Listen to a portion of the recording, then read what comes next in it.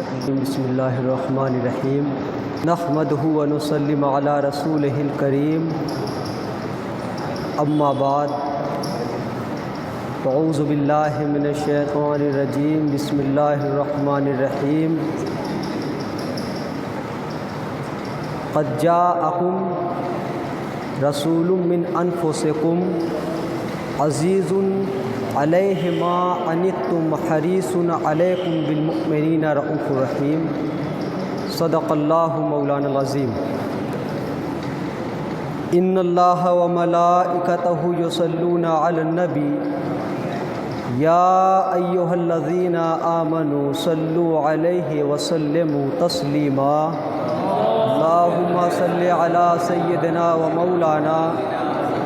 محمد وعلی آل سیدنا و مولانا محمد وبارک وسلم صلو علیہ الصلاۃ والسلام علیک یا رسول اللہ صلی اللہ تعالی علیہ وسلم۔ آمد جشن خیر الورا آج ہے، آمد جشن خیر الورا آج ہے، نور و رحمت کی چھائی گھٹا آج ہے، آمد نور رب العلا کے طفیل، نور میں ڈوبی ساری فضا آج ہے، ہر طرف دھوم ہے جشن سرکار کی، ہر طرف دھوم ہے جشن سرکار کی، ہر طرف شور صلی علی آج ہے، اور بز میں کیا آمنہ بی بی کے چاند کی، بز میں کیا آمنہ بی بی کے چاند کی، سارے عالم میں پھیلی ضیاء آج ہے، بخش دے سب کو خلاق کون و مکان، بخش دے سب کو خلاق کون و مکان، تجھ سے حسن الزماں کی دعا آج ہے۔ چند اشعار۔ بخش دے سب کو خلاق کون و مکان، بخش دے سب کو خلاق کون و مکان، تجھ سے حسن الزماں کی دعا آج ہے۔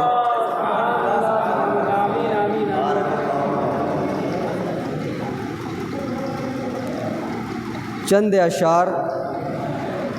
اور آپ کی سماعتوں کے حوالے ہیں۔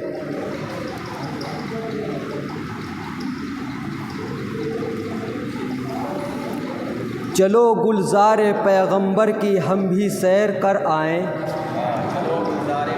چلو گلزار پیغمبر کی ہم بھی سیر کر آئیں، زیارت کے ہی گھر سے دامن امید بھر آئیں، اور اسی امید پہ زندہ ہے اب تک یہ مریض غم، اسی امید پہ زندہ ہے اب تک یہ مریض غم، عیادت کو کبھی شاید شہ ہر خوش کو تر آئیں، عیادت کو کبھی شاید شہ ہر خوش کے تر آئیں، اور سنا ہے آپ اپنے عاشقوں کی بات رکھتے ہیں، سنا ہے آپ اپنے عاشقوں کی بات رکھتے ہیں، تو میرے گھر میں بھی ایک روز اے خیر البشر آئے، تو میرے گھر میں بھی ایک روز اے خیر البشر آئے، ادب کا یہ تقاضا ہے ملائک بھی بحکم رب، ادب کا یہ تقاضا ہے ملائک بھی بحکم رب، سمیٹے بارگاہ مصطفیٰ میں اپنا پر آئے، سمیٹے بارگاہ مصطفیٰ میں اپنا پر آئے، اور الہ العالمی ایسی کوئی ساعت عطا کر دے، الہ العالمی ایسی کوئی ساعت عطا کر دے، غلاف خانہ کعبہ سے مس کرنے کو سر آئے، غلاف خانہ کعبہ سے مس کرنے کو سر آئے، اور نماز فجر کعبے میں پڑھوں مغرب مدینے میں، نماز فجر کعبے میں پڑھوں مغرب مدینے میں، میری تقدیر میں ایسی حسین شام و سحر آئے، میری تقدیر میں ایسی حسین شام و سحر آئے، اور امامت کے مصلی پر ہو خود محبوب یزدانی، امامت کے مصلح پر ہوں خود محبوب یزدانی، جماعت میں تمامی انبیاء شامل نظر آئیں، جماعت میں تمامی انبیاء شامل نظر آئیں، پے تعظیم نظروں سے وہاں کا لینا تم بوسا، پے تعظیم نظروں سے وہاں کا لینا تم بوسا، نظر والو نظر جب جب نبی کی رہ گزر آئے، نظر والو نظر جب جب نبی کی رہ گزر آئے۔ درود پاک پڑھے اللہم صلی علی سیدنا و مولانا محمد و علی آل سیدنا و مولانا محمد و بارک الصلاۃ والسلام علیک یا رسول اللہ صلی اللہ تعالی علیہ وسلم۔ خطبہ مسنونہ کے بعد قرآن عظیم کی جس آیہ کریمہ کی تلاوت کرنے کا شرف حاصل کیا،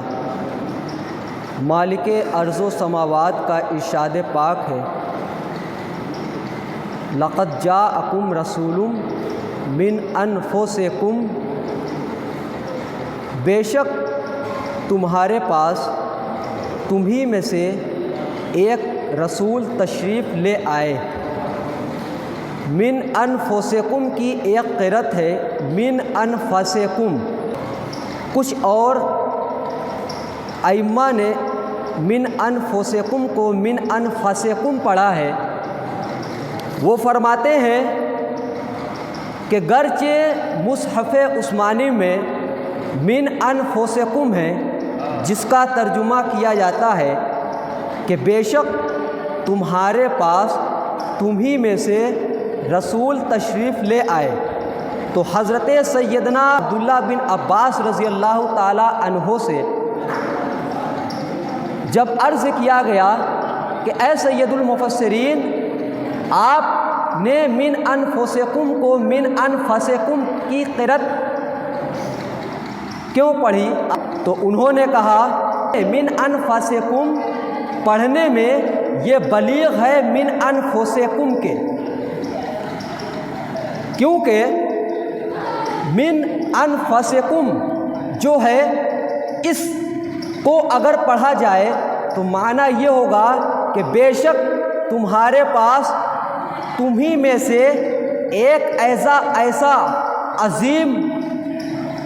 خلائق میں سے ایک ایسی عظیم ہستی تشریف لے آئی، ایک ایسی عظیم ہستی تشریف لے آئی جو لطافت میں، جو سخاوت میں، جو کرم نوازش میں اعلیٰ ہے۔ من انفسکم پڑھیں گے تو صرف تمہیں میں سے تشریف لے آئے، لیکن جب فاسقم پڑھیں گے تو اس میں معنی میں اور زیادتی اور بلاغت ہے، تو فرمایا کہ بے شک تمہیں میں سے ایک رسول تشریف لے آئے۔ اب اللہ رب العزت نے کیوں یہ فرمایا؟ تو فرمانے کا مقصد یہ ہے کہ تمہیں میں سے یہ کلام، یہ خطاب اہل عرب کو ہے، کیونکہ اہل عرب خود کو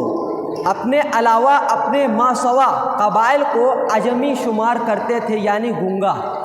عجمی کا معنی آتا ہے گونگا۔ خود کو اعلیٰ ترین سمجھتے ہوئے دوسرے کو فقیر سمجھتے تھے،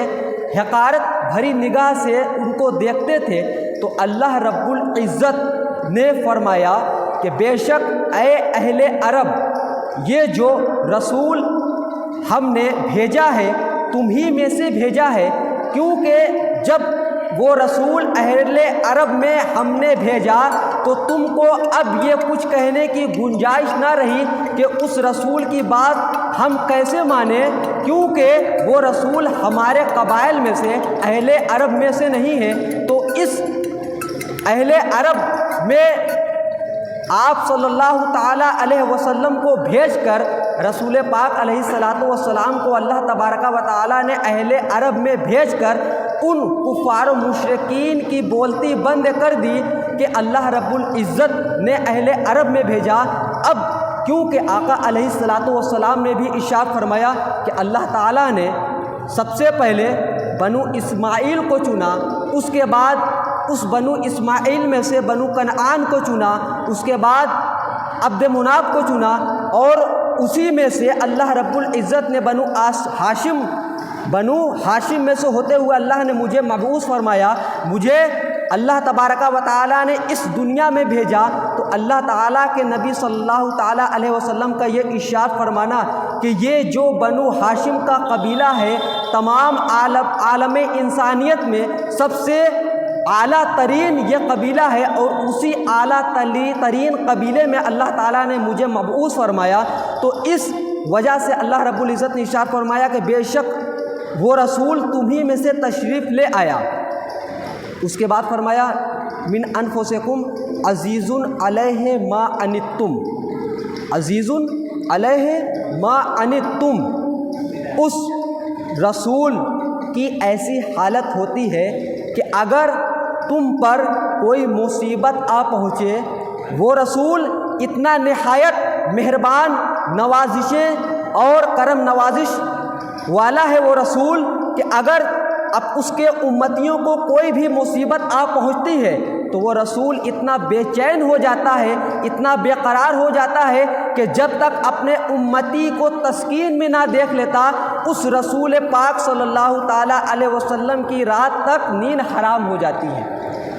آپ اس کی نظیر غزوہ بدر سے سمجھیے، جب کفار و مشرکین کو قید کر کے لایا گیا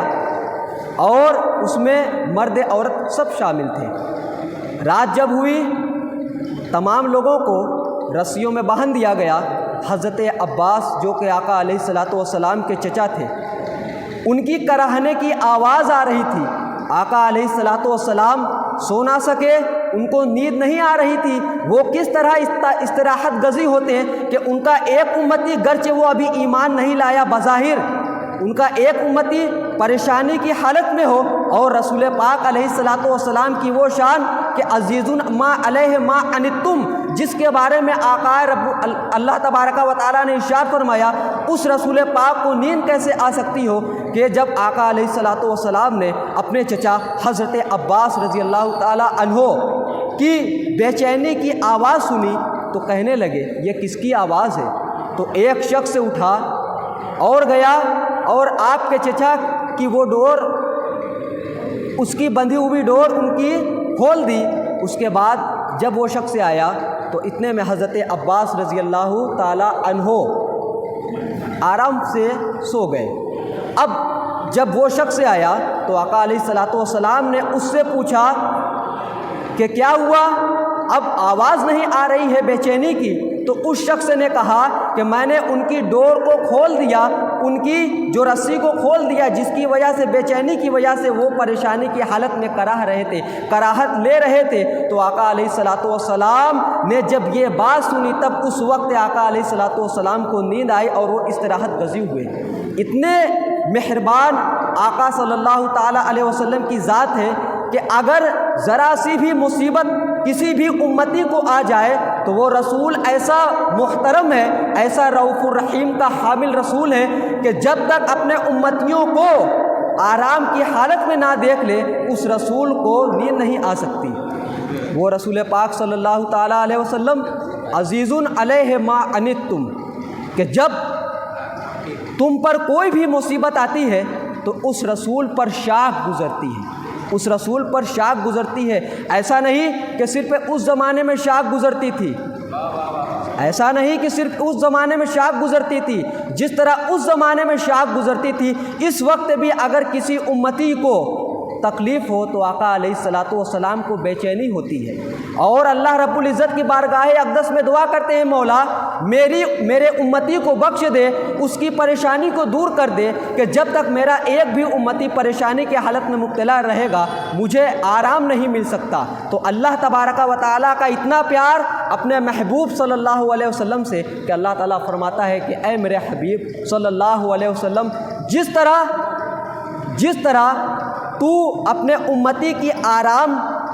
کے بغیر، آرام نہ دیکھے بغیر آرام نہیں کر سکتا، تو اے نبی صلی اللہ علیہ وسلم ہم آپ کے امتی کو بخش بھی دیتے ہیں اور آپ کے امتیوں کو پریشانی کی حالت سے نکال کر آرائش و آرام کی حالت میں ان کو عطا کر دیتے ہیں۔ وہ رسول پاک علیہ الصلوۃ والسلام کہ جب کسی امتی کو پریشان دیکھتے تو آقا علیہ الصلوۃ والسلام اس کی خیر خواہی کے لیے چلے جاتے تھے۔ جب کسی امتی کو دیکھتے تھے وہ کسی دوسرے شخص کی برائی کر رہا ہے تو حضور فرماتے اے شخص تو میرے کسی بھی امتی کے بارے میں برائی نہ کیا کر، کیونکہ تو جب ایسا کرے گا تو اس کے لیے میرے پاک دل میں صاف دل میں برائی پیدا ہو جائے گی، کینہ پیدا ہو جائے گا۔ میں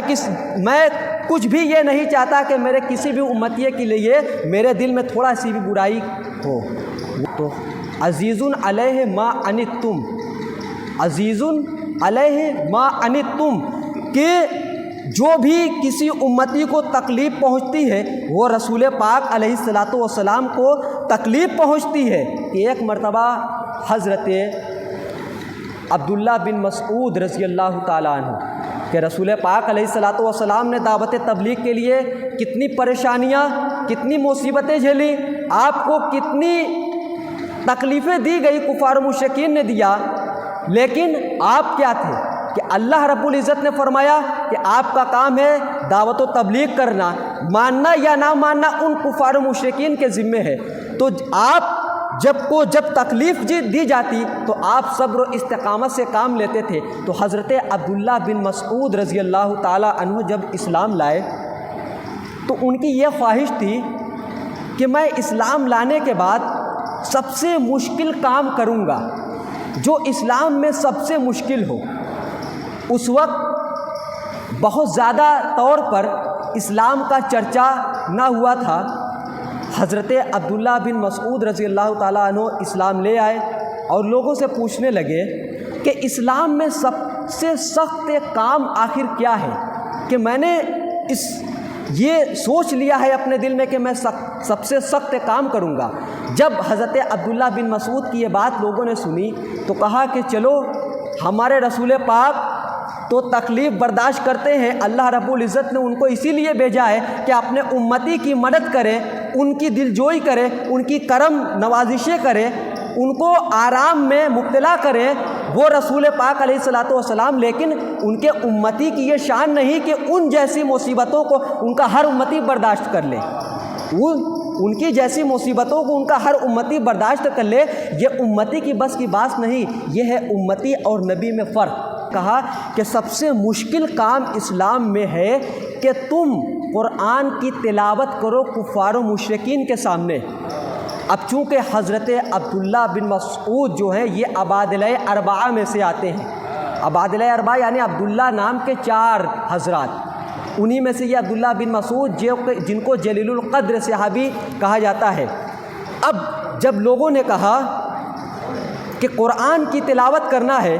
تو اب یہ کفار و مشرکین کے مجمع میں گئے، اور یہ ترنم میں بڑے اچھے تھے، ان کی لحن خوبصورت تھی۔ کفار و مشرکین کے سامنے گئے اور یہ قرآن کی تلاوت جو ہے اچھے لحن میں اچھے انداز میں کرنے لگے۔ اب ان کا قرآن کی تلاوت کرنا تھا، قرآن کی تلاوت کرنا تھا کہ کفار و مشرکین ان پر ٹوٹ پڑے،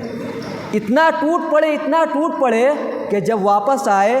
تو وہی لوگ جنہوں نے کہا تھا کہ اسلام میں سب سے سخت کام قرآن کی تلاوت کرنا، جب وہ واپس ہوئے تو وہ لوگ بیان کرتے ہیں کہ حضرت عبداللہ بن مسعود کے واپس آنے پر ہم نے دیکھا کہ ان کا چہرہ جو ہے خون سے آلودہ ہے، اس طرح ان کا چہرہ ہو گیا ہے کہ ہم پہچان بھی صحیح طریقے سے نہیں پا رہے ہیں کہ یہ عبداللہ بن مسعود ہے یا کوئی اور، یہ عبداللہ بن مسعود ہیں یا کوئی اور۔ لیکن عبداللہ بن مسعود رضی اللہ تعالی عنہ نے اس پر استقامت برتی اور جان گئے کہ آقا علیہ الصلاۃ والسلام جیسی استقامت، آقا علیہ الصلاۃ والسلام جیسی بہادری سب کے بس کی بات نہیں، وہ رسول پاک ہی کی ذات ہے کہ جن کو ہر طرح کی مصیبتوں سے پریشان کیا گیا، لیکن انہوں نے اف تک نہ کہا، صرف اپنے پروردگار سے دعا کی کہ اے پروردگار ان کو راہ راست پر لے آ۔ اب جب حضرت عبداللہ بن مسعود نے اپنی ایسی حالت دیکھی تو اللہ تبارک و تعالیٰ سے یہ دعا کی کہ مولا مجھے بھی استقامت دے، مجھے بھی صبر دے کہ میں حضور کے اچھے امتیوں میں شامل ہو جاؤں۔ ایک شخص آیا رسول پاک علیہ الصلوۃ والسلام کی بارگاہ اقدس میں، سوال عرض کرنے لگا، یا رسول اللہ کچھ عطا کر دیجئے، تو آقا علیہ السلام نے ارشاد فرمایا بیٹھ جاؤ اللہ بھلا کرے گا۔ دوسرا شخص آیا، دوسرا سوالی آیا۔ ام المومنین کہتی ہیں کہ اس وقت آقا علیہ السلام کے پاس دینے کو کچھ بھی نہ تھا۔ ایک شخص آیا سوال کرتے ہوئے، حضور نے فرمایا بیٹھ جاؤ اللہ بھلا کرے گا۔ دوسرا شخص آیا سوال کرتے ہوئے، حضور نے فرمایا بیٹھ جاؤ اللہ بھلا کرے گا۔ تیسرا شخص آیا، حضور نے پھر یہی کلمات دہرائے، فرمایا بیٹھ جاؤ اللہ بھلا کرے گا۔ حضور کا یہ فرمانا تھا کہ رب کائنات نے دیکھا کہ میرے حبیب علیہ السلام کی بارگاہ اقدس میں سوالی آیا ہے اور وہ آپ کے دربار سے خالی ہاتھ جائے، یہ اللہ رب العزت کی شان نہیں کہ میرے حبیب کی بارگاہ اقدس میں جو بھی آئے اور وہ خالی ہاتھ جائے۔ اتنا کہنا تھا کہ اللہ بھلا کرے گا۔ اللہ تبارک و تعالیٰ نے ایک شخص کو بھیجا۔ ایک شخص آیا اور اس نے 4 اوقیہ درہم آقا علیہ السلام کی خدمت میں پیش کر دیا۔ 4 اوقیہ درہم حضور کی خدمت میں پیش کر دیا اور ایک درہم ان تینوں سوالیوں کو دے دیا۔ اب بچی 1 اوقیہ درہم۔ فرمایا ہے کوئی شخص جو اس درہم کو لے لے جس کو ضرورت ہو، ہے کوئی شخص جو اس درہم کو لے لے جس کو ضرورت ہو؟ تو ام المؤمنین فرماتی ہیں کہ تینوں کے دینے کے بعد حضور نے اس بچی ہوئی درہم کے دینے کا بھی اعلان کیا، لیکن کوئی بھی شخص لینے کو نہیں اٹھا۔ اب رات ہوئی، حضور لیٹ رہے ہیں، ادھر کروٹ لے رہے ہیں، ادھر کروٹ لے رہے ہیں، لیکن حضور اضطراب کی حالت میں ہے، استراحت غزی نہیں ہو رہے ہیں، حضور کو نیند نہیں آ رہے ہیں۔ ام المؤمنین دیکھ رہی ہیں کہ حضور کبھی اس کروٹ لیٹ رہے ہیں، کبھی اس کروٹ لیٹ رہے ہیں، لیکن حضور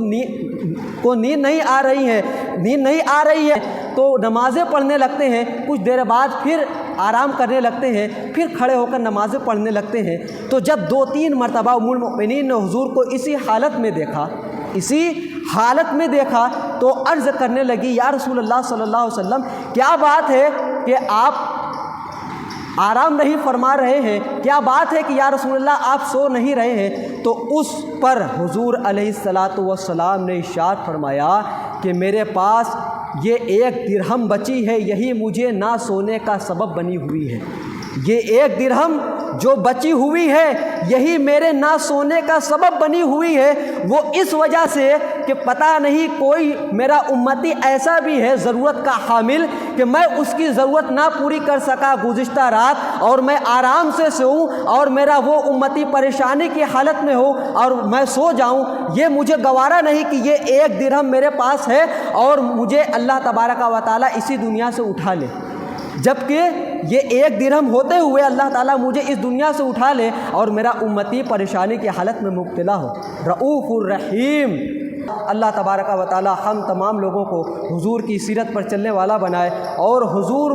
سے محبت کرنے کی توفیق عطا فرمائے۔ وما علینا الا البلاغ، وآخر دعوانا الحمد للہ رب العالمین۔